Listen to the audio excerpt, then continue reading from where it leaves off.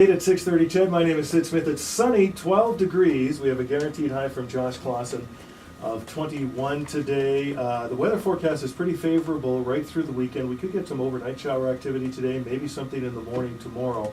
Saturday actually looks like it's going to be the best day that we've had in maybe a couple of weeks, and that's good because we've been talking about the Donovan Bailey Invitational, which is happening Saturday afternoon at Footfield from 1:30 until 4:30. Some of the fastest and greatest athletes in the world on hand, a great time for the whole family, and the last chance to see these athletes before they head off to the Olympics, which we're all looking forward to. And that brings us to our in-studio guest this morning. And you know, it's sort of like when you have, you know, when a boxer enters the ring, or a WWE wrestler enters the ring, they all have their own theme music, so we have to bring in the theme music for our guest this morning.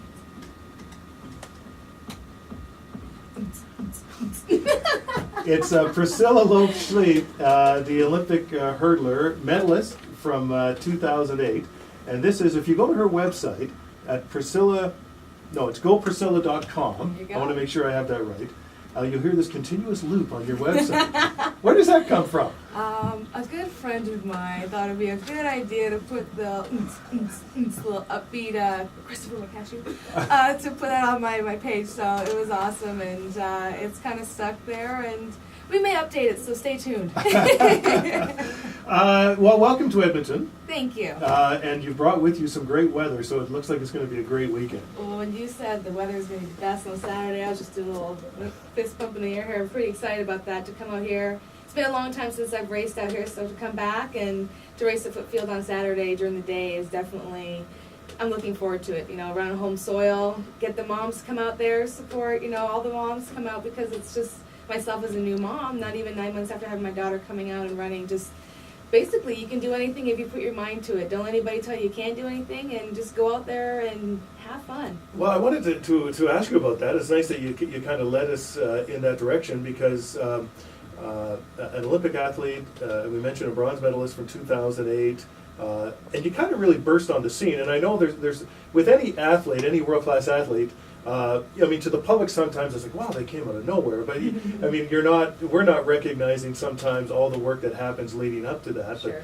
you know, 2008, you win the Nationals, you go over, you win the Super Grand Prix, then all of a sudden you're in the Olympics and you're winning a bronze medal, and it just sort of, boom, there she is. You know, I mean, I know, like, going back and looking at things like what I was capable of doing, but it's just to have the opportunity, have the right atmosphere, have the stadium and training, everything all come together at that point. And I mean, I stumbled at the blocks of the Olympics. Some people may or may not know that. And it was halfway through the race, I'm like, oh my gosh, I am in the back of the pack. Priscilla, you need to move. So that's what I thought. Just every hurdle, I was like, move, move, move. And it came right down to the wire, the line, the dip. I mean, waiting for my name to pop up seemed like an eternity, but it was really, I think, only like 3 minutes. But I find it as a fan nerve-wracking to watch the Olympics for that reason. I mean, I can remember years and years ago when the crazy Canucks were dominating in downhill skiing, and all of a sudden the Olympics roll around, and Ken Reid is one of the favorites, and he comes into the chute, and he loses a ski. And you're thinking, I mean, that's his whole life of training. We've seen it with Perdita, we've seen it with other athletes. Now, I guess you have to block all that out. And it happened to me the indoors before the Olympics. Yeah. I fell down off the last hurdle, hit my lead and my trail, and wiped out, busted my right fat pad at my heel. Couldn't even walk straight. It was just like, it happens. But it's how you brush things off and how you look at it, like, okay, how am I going to make this into a positive? Because the media turned to me as like, oh, you must be devastated. You didn't get your run that you needed before, you know, obviously leading up to the Olympics. I go, no, I'm excited. They're like, you're excited. I'm like, yes, because I know what I did. I got out really good. My speed was there. It's just I couldn't control it. So I learned from indoors to outdoors. So it's definitely dealing with each situation, each athlete, each person, and even in life, it's how you take a situation.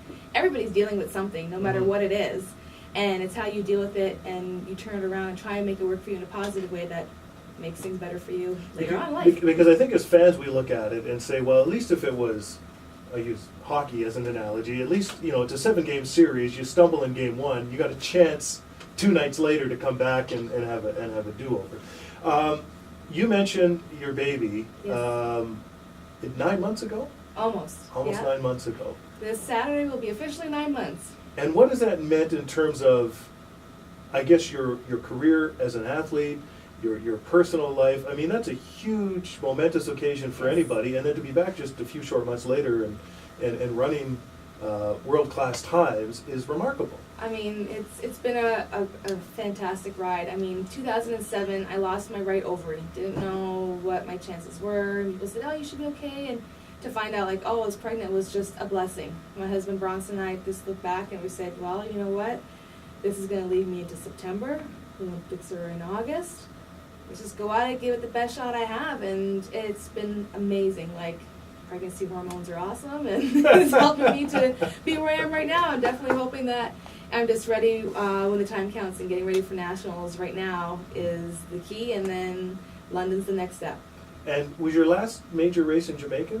No. No? But that was my best time this year. 12:64 was the best I ran this That year. was the second in Jamaica? Yes. Yeah. And my personal best for the season. I was just in Oslo, Rome, and Ostrava, the last trip I just came back from last Friday. So, and then now I was home for a few days and flew in yesterday, and we raced Saturday and off Sunday, and that's the life Well, of I a tell you, athlete. that's quite a schedule you're keeping. Well, again, welcome to Edmonton. You've got great weather coming up on Saturday, the Donovan Bailey Invitational, 1:30 to 4:30 Foot Field on Saturday afternoon. Get out and support people like Priscilla and Please everybody come else. out. We that's in love town. when the stands are packed because it helps us to do really well, perform well, great performances. We want some new records for our country, so come out and support us. Absolutely. Thanks very much. Thank you. Priscilla Lopes-Schliep in studio with us here on the 6:30 CHED Morning News. Let's see what's new at XL.